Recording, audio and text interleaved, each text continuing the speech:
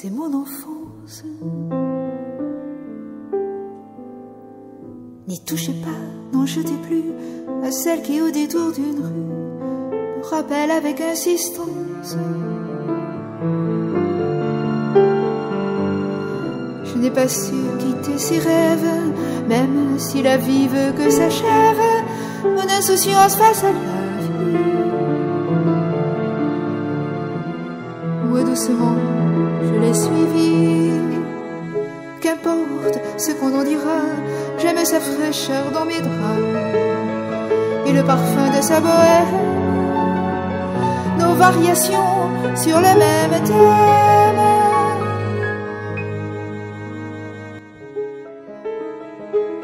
Mais je pense que j'ai eu une enfance tranquille, une enfance gaie, avec pas mal d'amour de mes parents, et que j'étais plutôt polissonne, plutôt sotte, plutôt rebelle, et que finalement ça m'a laissé l'envie de rire et de prendre la vie du bon côté, je pense. Voilà. C'est mon enfance.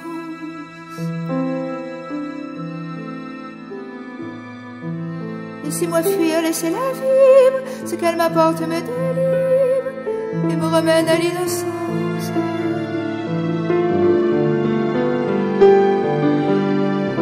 Et toutes ces nuits passées ensemble me troublent, j'ai le cœur qui tremble de devoir vivre à ma façon.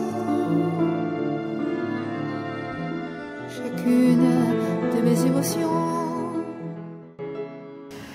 Alors les premiers souvenirs, c'est une maison. Jusqu'à 8 ans, j'étais dans une maison avec un jardin. Et c'était une maison qui était très froide l'hiver parce qu'il y avait un couloir qui séparait la cuisine et la chambre. Il n'y avait pas de salle à manger à l'époque. Et j'ai des souvenirs d'hiver froid où ma mère faisait chauffer mes vêtements à la barre du fourneau en m'habillant. Et elle me mettait 2 ou 3 couches. J'avais toujours une chemise américaine, une combinaison, une jupe et parfois un pantalon. Ça, c'était le côté hiver. Et le côté été, je faisais des dînettes dans le jardin. Donc je prenais des espèces de petits haricots, je crois que c'est les griffes de sorcière qu'on appelle, et ça devenait des haricots. Mon père faisait pousser des laitues, et j'avais des laitues qui faisaient 1 mètre, 1,50 m de long, que je mettais dans mes casseroles, et je donnais à manger à mes poupons. Et j'adorais être dans ce jardin qui était très fleuri par mon père, qui s'occupait des fleurs et qui bêchait les fleurs, les œillets de poète et les glaïeuls. Alors qu'après, on ne l'a pas du tout connu comme ça.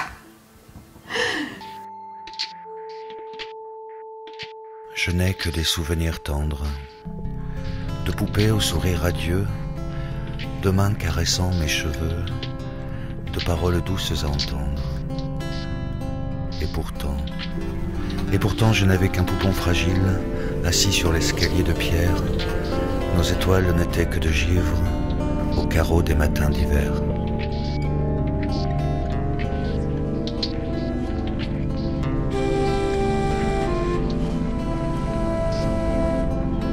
Je porte en moi l'image nette du soleil au creux de mon dos, d'un parfum sucré d'abricot, de joyeux moments de dînette. Et pourtant il pleuvait au calice des fleurs, la laie s'endormait sous la neige, ma mère effeuillait des arpèges pour gagner quelques francs de l'heure. Mon enfance séparée de bleu, de soleil, de belle espérance. C'est pour ça que ma vie danse dans le ballet des jours heureux. C'est pour ça que ma vie danse dans le ballet des jours heureux.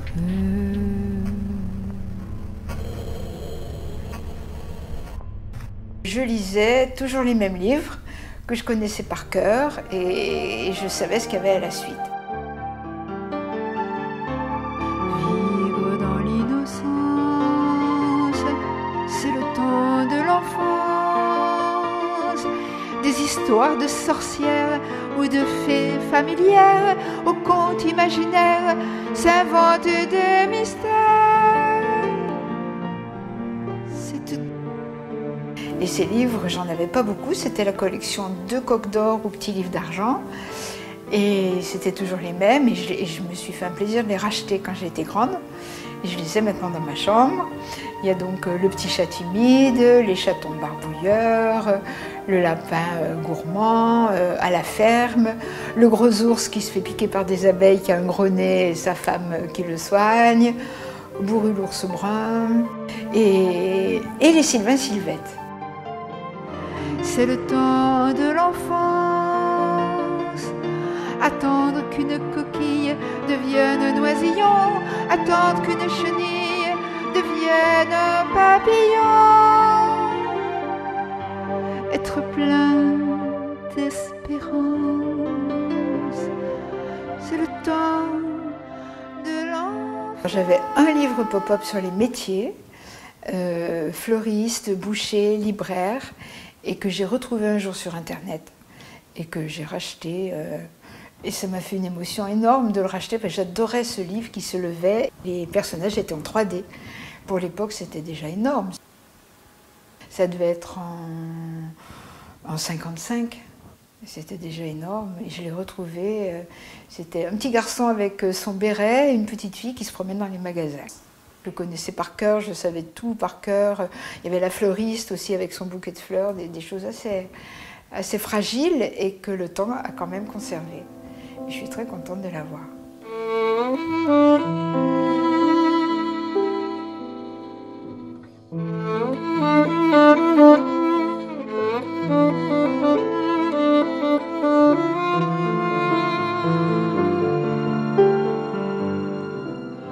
Alors les collections, je crois que ça a commencé assez tôt avec les points IMA. Les points IMA, c'était des points qu'on trouvait sur les pâtes Scaramelli, dans les chocolats, dans certaines biscottes, dans certains biscuits. C'était un point. Et quand on avait 100 points, on avait 10 images.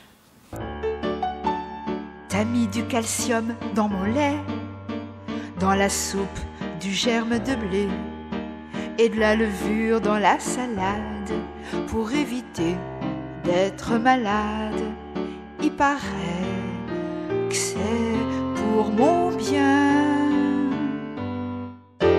Oui, mais moi pour mon bien, je veux boire du coca, manger des gros gâteaux, des bonbons Haribo, des tonnes de chocolat. Et quand on avait 100 points, on avait 10 images.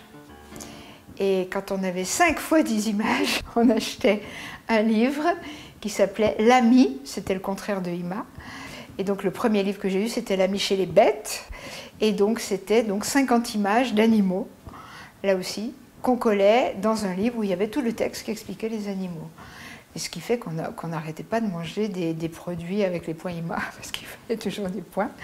Et j'ai eu L'Ami chez les animaux, L'Ami dans les châteaux, L'Ami sur sa péniche. Et c'est des livres que j'ai retrouvés sur internet et que j'ai rachetés complets. Et je me souvenais de plein d'images d'animaux, et en particulier un combat mangouste contre cobra.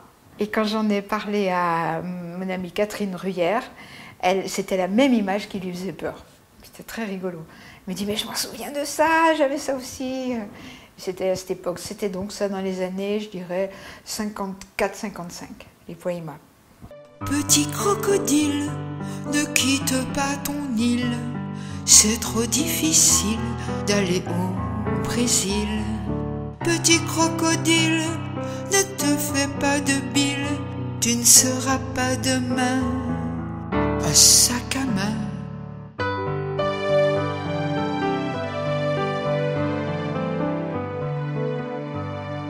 Petit crocodile, sèche tes sourcils, rêve bien tranquille autour de ton île. Petit crocodile, nage bien tranquille, toi un sac à main, ce n'est pas certain. Après, ça a été les biscottes Prior. Là, c'était que dans les biscottes. Et c'était une image qui appartenait à un Pulse général. Et là aussi, j'ai retrouvé le grand carton. C'est un carton d'histoire de France. Et il fallait des tonnes d'images. Et on allait les échanger 3 contre 1 dans un magasin à Saint-Étienne dont je ressens toujours l'odeur. Il y avait une odeur dans ce magasin, c'était une vieille mémé qui sortait une énorme enveloppe et moi je louchais là-dessus. Et en fait, on repartait avec des nouvelles images qu'on recollait. Et je me souviens, il y avait Jeanne d'Arc, Napoléon, Vercingétorix, la guerre de 14. Et quand j'ai retrouvé ça sur Internet, je l'ai immédiatement acheté et je l'ai et j'en suis très très fière. Après, j'ai dû collectionner les boîtes d'allumettes aussi, que je cherchais, que je ramassais par terre. Vous savez, mon père, quand j'allais me promener avec mon père, je regardais par terre les boîtes d'allumettes des provinces. Il y a une époque de ma vie où j'adorais les petites images qu'on découpe. Et les grandes planches de poissons, mammifères, tout ça. Et je n'avais pas d'argent pour les acheter, j'étais trop petite, j'avais 7-8 ans. Et ma maman me donnait de l'argent de poche pour acheter des gâteaux à la pâtisserie en allant sur le chemin du conservatoire. Et je n'achetais pas de gâteaux, et j'achetais des planches que je collectionnais comme ça. Jusqu'à ce qu'elle range mon secrétaire. Et là, elle découvrait le poteau rose et moi, je devenais rouge comme une tomate. Et j'étais bien obligée de lui expliquer ce que je faisais. Et voilà. Et elle n'en revenait pas que je ne prenne pas de goûter. C'était très important, le goûter. C'était plus important que les images. Est-ce que tu as le souvenir de fous rires mémorables dans ta jeunesse? Alors, les fous rires, oui, j'ai eu beaucoup de fous rires en fait. Surtout avec ma mère, aux dépens de mon père. Avec ma mère, c'est les essuyages de vaisselle. Je lui chantais une chanson. Un bateau va, 2 bateaux vont, 3 bateaux vont, 4 bateaux vont, et ainsi de suite. Et tous les soirs, arrivé à 16 ou 17, je me disais, Mimi, ça suffit. Je lui disais, ah, très bien, aujourd'hui tu es arrivé à 19, tu as battu ton record. Et là, on rigolait, et on s'assoyait dans la cuisine, et mon père arrivait, il dit « Mais qu'est-ce qui se passe ici ?»« Ah, mais c'est cette petite, elle me chante encore cette chanson. » Enfin, voilà, ce genre.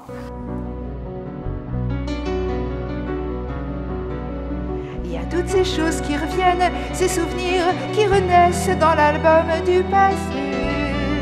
Tous ces moments de peine qu'un rayon de tendresse faisait vite oublier.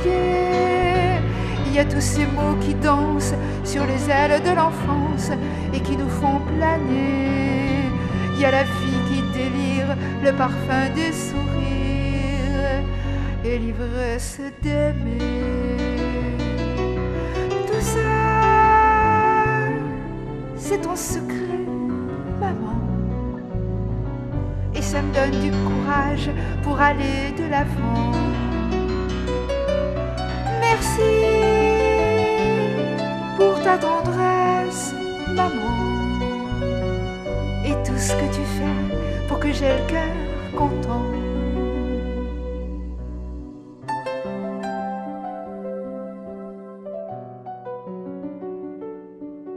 Je sais, il y a tous nos rires, mais